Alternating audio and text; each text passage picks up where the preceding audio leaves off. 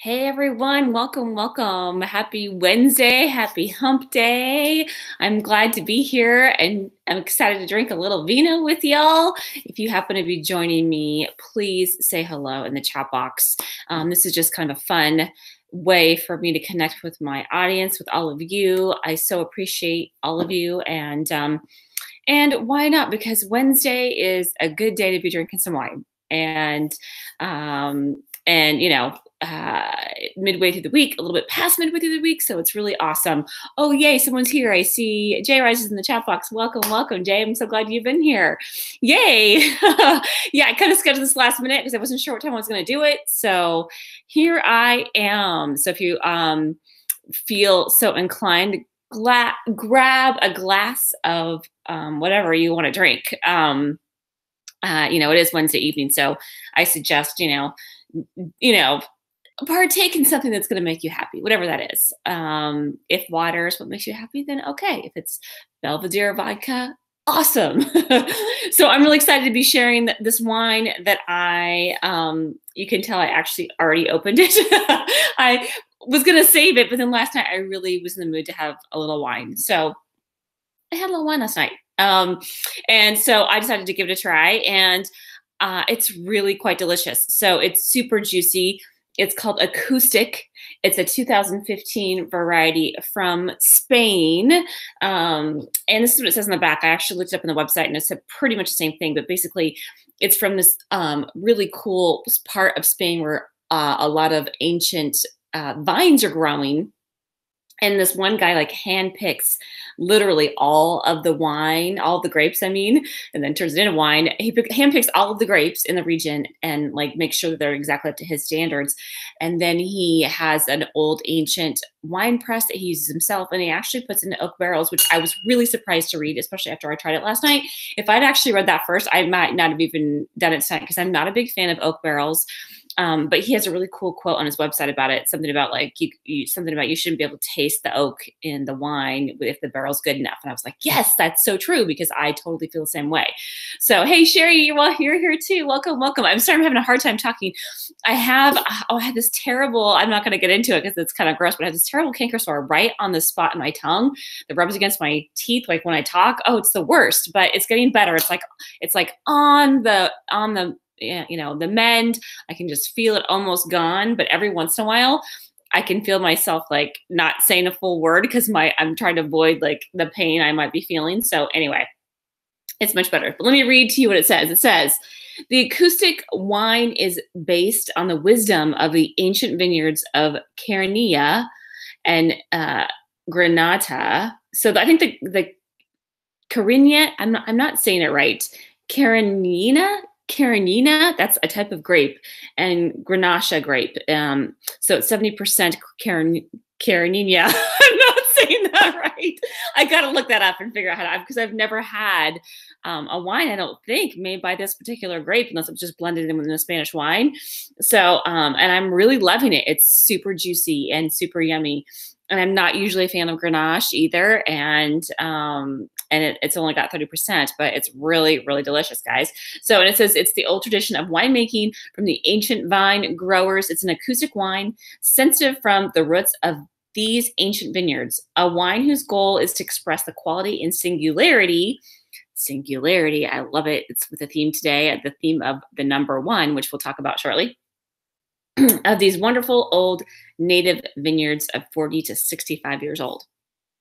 So when they say ancient, I probably would have thought much older than 40 to 65 years old. I don't think of ancient as, as 40 years old, right? I mean, come on, people. And Jay's asking if I have new hair. I kind of do. Actually, it's been a couple weeks. I got, a few highlights in a couple weeks ago. I'm actually getting my hair done tomorrow. So that's how close I am to getting it's been a good month since I had my hair done. So I'm actually considering going. I can't decide if I want to grow it longer or if I want to kind of go short for summer and kind of do a drastic dark light kind of thing. So talking hair, I know it's not really what I meant to do today, but I'm just it's been on my mind. I've been thinking about it. Who's kind of inspired me recently is, I'm totally forgetting her last name. I think it's Jen Dewan. I hope I'm saying that's her name right. She is a dancer who used to be on So You Think You Could Dance, and she's married to, Channing, the guy from, well, God, I'm like so bad at names right now. I don't know what my problem is. Anyway, she's super hot and her hair is super cute, and she's got darker features than me, like dark hair and dark eyebrows and stuff. But I don't know. I just really kind of dig it. I'm into her lately. I'm following her on Instagram, and so I'm loving what she's putting on there. So. And Jay's saying, follow my hairspiration. Hairspiration. I love it. I might just do that. I might just for fun. All right. So let's pour a little of this vino. And Jay, I noticed that you said that you are indeed drinking some water, which is awesome. I do love water too. I think it's really good for your system. And I probably could use to drink a little bit more, but I think I dehydrate myself often, especially because I'm dancing so much. I don't drink nearly enough, but Jenna Dewan Tatum, thank you. Yes, married to Channing Tatum. So I was close. I was just not quite there. So thank you very much, Jason, for that. And Sherry's saying she's here, but she's driving, so she's listening. Okay, good. So do not text and drive, Sherry. I'm a very strong believer in that, because I'm glad you're here listening. And I hope if you are typing or texting that you're doing it at a place when you're like caught in traffic and you're like basically at a standstill, because otherwise it's super unsafe. As many of you know, I got in a really bad car accident a couple years ago, and I'm pretty sure the guy was texting while he was driving. So I'm so lucky to be alive, and I'm blessed to be here with you guys drinking this wine. All right, let's drink it. Let's drink. Yep, it's as juicy and delicious as I remember. So good little known fact too is this wine is very drinkable the next day. Again, acoustic. I got the 2015 variety. This is good stuff, guys. I really don't like Grenache. Like I really, like almost every time I have it, I hardly ever like it unless it's a blend. And this is obviously a blend and got a lot more of that Carignan or whatever. I'll figure it out. I'll figure it out eventually. So anyway, so I thought it'd be fun today to talk about the number one, because this has been coming up for me a lot lately, just in the past week. And I was like, okay, that's what we're talking about today. Because the number one thing is, I heard this podcast basically that talked about how the number one is the most dangerous number, which I thought was interesting. The way it was portrayed was, the podcast, by the way, is Ben Settle, who is a copywriter. He helps people basically write emails, kind of using the old style techniques of persuasion and influence. And he sends out a daily email. And I love his stuff. He has a podcast though, and he's got this like funny attitude that he's just funny. He's just you know. You can tell I'm having a hard time talking. Just listen to it. You'll know what I'm talking about. So anyway, the point is that he was talking about how Dan Kennedy, who's also an old time copywriter, talked about how the number one is the most dangerous number. And the way that they were talking about it was like, if you kind of like that old saying of like, you put all your eggs in one basket. So if you have just one client, let's say, or if you have just one skill, or Ben was using the example of like, if you have only one merchant account, like you might get that merchant account pulled away from you. So you better have another one to back up. Like if you only have one PayPal account, that's bad. You should probably have a backup just in case, right? Maybe even consider having more than one, website host. Like if you have a couple different websites, get another backup. So that way, if something goes wrong, you kind of have a backup is kind of the idea, right? And so I thought that was really interesting, because a lot of the times when I've heard about things like focusing on one thing, to me, it's usually like good things happen out of it because you're able to just really focus, right? And so it made me think of course, I pulled out my one word book from Evan Carmichael, which I helped out with a little bit. The one word is a really great way for you to, if you pick one word and you kind of focus your business around it, and especially as for us as entrepreneurs and solopreneurs, it helps us really like kind of filter everything through that one word that we pick, and does it fit with like kind of what we're all about, right? It's kind of like our why. If you do it right, it really plays into your why. So like for me, it's fantasy. For Evan, it's believe. For Jay, it's rise. And I'm trying to remember, Sherry, what your one word is. Why can't I remember? Because I know you kind of took a while to pick it. But anyway, Sherry, if you happen to be at a spot where you can put it in the chat box, feel free to let us know. So anyway, I thought it was really interesting because it really has maybe been thinking about this number one thing. And there's another book out there, and I'm forgetting what it's called. It's something like, I might even want to say it's called The One Thing. And it's basically, one of the most, I keep hearing all these people in business talk about how you have to read this book. It's so awesome. And it basically talks about how, like, what's the one most important thing that you have to do today? And if you can just focus on that one most important thing, then you are going to be super productive. So like when you wake up in the morning, like, what's the one thing I want to get done today? What's the most important question you can ask yourself? Again, what's that one question you can ask yourself that's going to make for the most success in your day, right? So I'm curious what you guys think about the number one. Like, what do you think? Do you think one is dangerous, or do you think it's more of a good number? And I am leaning, like, I made a list of all the things today. And I was thinking that it's probably more better than not. So the other thing that made me think about this today was I was at a session over at Pregame. I'm sure you guys have heard me talk about Pregame before, but it's the Entrepreneur Club in Portland. Highly suggest it for those of you who are here in Portland. And the gal who I was with today was talking about how one of the things she likes to do when she is networking or at an event is, rather than overwhelm yourself with like all the people that you have to call afterwards, right? The people you have to follow up with, or about like, how many different people can you see at this event, right? And her suggestion was, gosh, maybe you could just focus on one, like just one person, right? Focus on one person that you want to meet and basically give that one person a lot of love, right? And that's the only one person you're going to follow up with. And yes, it doesn't mean you can't meet other people there, obviously. And yes, it doesn't, of course, you probably are going to exchange business cards and stuff like that with other people. But the idea is, like, if you can just focus on one and you're just like able to give a little bit of extra love to that one person, it's probably going to be better than going and like not being focused and kind of like walking away, and then you don't follow up with anybody because you are overwhelmed with all the people. And I just thought that was such a great suggestion. And again, it went back to this whole thing about whether or not one is the most dangerous number, or is it, to me, maybe the most prosperous number, right? And so I thought that was kind of cool. And Jay also put in the chat box that for Sherry, that unstoppable was your word. That's awesome. Fantastic memory, Jay. No surprise there. You're good at that stuff. So unstoppable. That's a kind of a fun word, Sherry. I don't know why I don't remember that. So that's awesome. I love it because you are unstoppable and you're going and going and going. So maybe one isn't good for you because you don't stop at one.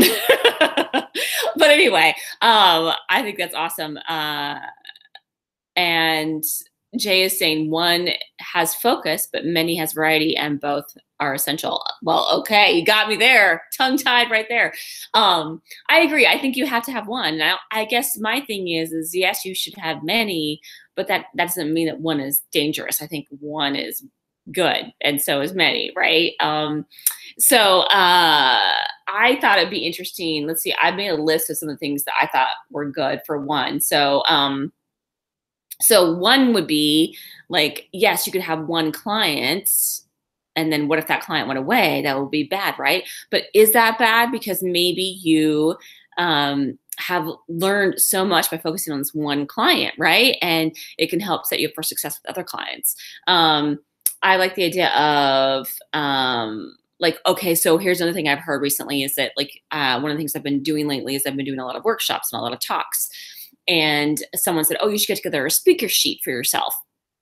And so someone was asking like, well, what do you suggest? Like, should you put like all 5 of your different kinds of things you're talking about on that sheet? And the gal who was teaching this particular workshop said, no, you should just pick one, like one key presentation that you do. Like, that's what you should become known for. And yes, you can alter it a little bit depending on with who the audience is, right? You can, if you're in front of entrepreneurs versus in front of moms, you can talk about how you can alter your presentation a little bit to fit that group of people or whatever the need is of the, obviously the event could have a specific focus or something like that. But the idea is you get so good at that one presentation, it's easy for you to switch it and move it around. So I thought that was really kind of a cool way of looking at it too. Like, one presentation is so key. And I totally agree with that. And also I think it goes for like your messaging, right? If you have one core message that you have like on your, and this plays into your one word too a little bit, like you put it on your YouTube channel and you put it on your Facebook page and you put it on your website, and it's a pretty standard message that you're using, then people will, as they go from those different platforms, and they'll get to know you better, right? The other thing I've also heard that's really helpful is if you can focus on one social media channel at a time. And that's something I definitely did. Like, when I first got on social media, I think the first thing I did was Twitter. I had no idea what I was doing, but that was all I did. I mean, I'm not really counting Facebook because we all kind of got on Facebook first, right? But for my business, I got on Twitter and I really kind of got to know and how to work it, how to build an audience there, like what was fun for me, how I wanted to use it. And then I moved on to YouTube. And then from there, now I'm on Instagram. I just started Instagram like a month ago. I've talked about this before, and I'm loving it. So I'm curious too, like it's kind of easier to focus on one thing at a time too. Like, I've noticed you, Jay, for example, you're basically focusing on Instagram right now. And, but you're still leveraging what you're doing on Instagram and other places, right? So you're taking what you're doing in Instagram and you're kind of, teasing that out to Twitter and getting people to go to your Instagram channel. I think that's so kind of genius because I haven't really seen many people do that. Definitely have seen people do this with YouTube, right? You take your YouTube videos and then you pimp it out on Twitter and Facebook and Instagram and just tell people to go to your YouTube channel. Which I get, I do it too. I think it's great because you obviously want people to see what you're about, and you can still kind of tell people what you're doing on those different platforms in a different way, because people who are on the different platforms are on them for different reasons. So if you're just doing it the exact same way, it's, kind of doesn't make sense. But I like what you're doing, Jay. It's like, you're kind of like highlighting what you're kind of focusing on Instagram as your one social media channel, and everything else is coming from that and promoting that. So I think that's kind of cool. I mean, correct me if I'm wrong, obviously, but that's what I've noticed you doing. Let's see, I'm going to see here what you guys are saying. Let's see. Sherry is saying that she is texting at the house now. Great, because you're at the dump with the boys. And you're cutting down the rose bushes. How are you doing all of those all at once? That sounds like you're pretty busy there, Sherry. I love it. Cutting down the rose bushes. We just did that too. Funny enough, we kind of waited to do it because, you're supposed to do it at President's Day, which is like mid-February.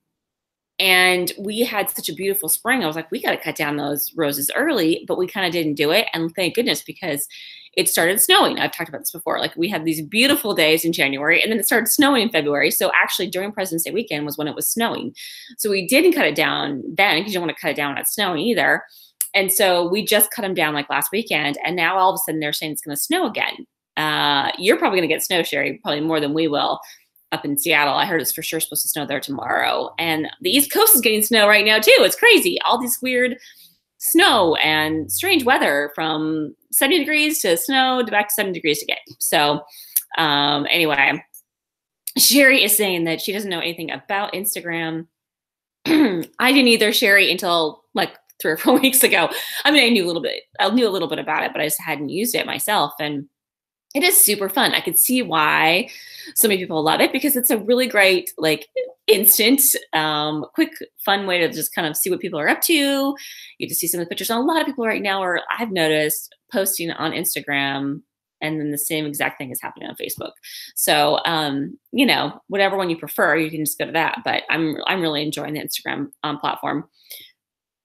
And Jay is also saying that he noticed the photos of me on Instagram, the most likes and comments.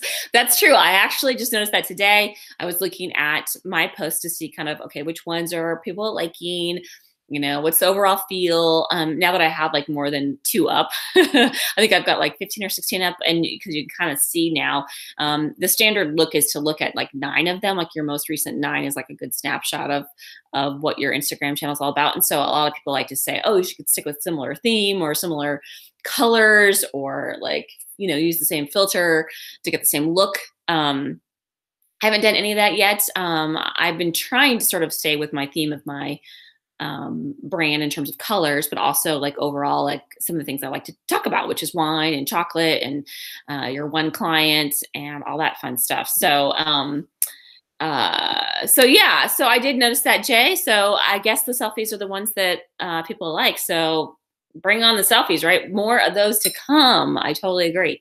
And which I'm curious, Jay, which ones of yours get the most likes and comments? You have quite a variety. You have got some models in there. You've got some entrepreneurs. You've got some really great quotes. And like you had one today that was like just the word, like what's the word I'm looking for? Like it's just like a meme style, not meme style, but it's just got like a quote or something on the screen, without any photos. Sans photos. I keep meaning to do those, and I haven't done any of those yet. So I will. Some of those will be to come, but I just haven't done it yet. So, Sherry is saying you're having a hard time with your business. I'm curious what's going on with you, Sherry. Tell us more, because maybe Jay and I can help you. And Jay is saying that the hot girls and the sore splits. Oh yeah, those sore splits are good. Okay, those are genius, because I love the way that you pull in these pictures that are like kind of contrasting. I'm sure that's what you're talking about. The 2 different pictures that are contrasting, and they're explaining kind of like a theme, and you just do this great, like this unexpected picture with what you're talking about. I think that's what it is. It's like the unexpectedness. Love that. Love the surprise, as you know. Let's see. I'm just looking at my list of things that I was thinking of. Oh, I've also thought about like, when you go to an event, and one of the things they always tell you to do is like write down your one big takeaway, right? So it's kind of a great way to kind of remember, like, what's your one thing that you remember, like that one takeaway. And then I thought about things that are bad, like, one,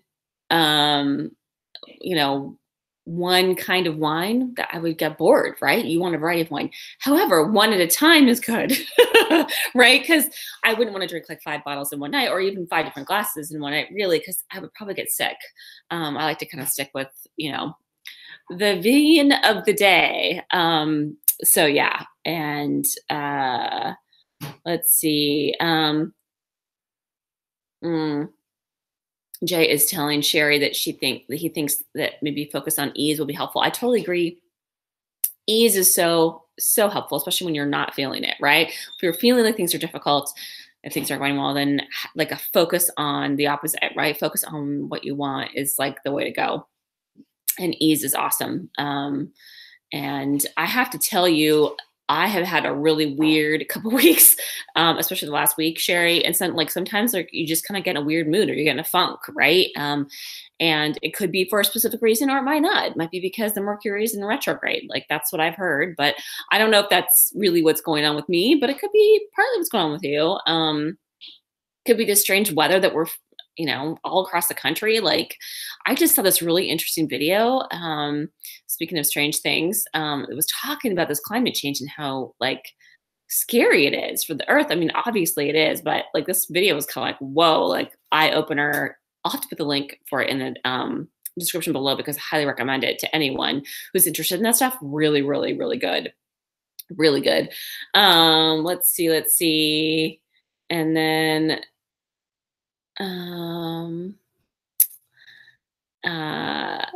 I love it. They're just, Jay's just giving Sherry more business advice. I love it. So, the other thing I was thinking of, and I was also making a list of like, okay, what's bad, what's good.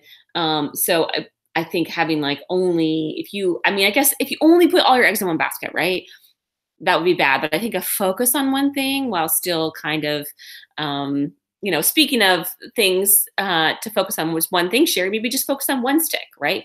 One stick in your fire, because she's saying she has too many sticks in the fire. Just focus on the one, focus on 1 or 2. Focus, and it's amazing what beauty can come out of that, right? Pick one. And I think for me, one of the things that's helped me too is like that's really helped me because I'm somebody who comes up with a ton of ideas.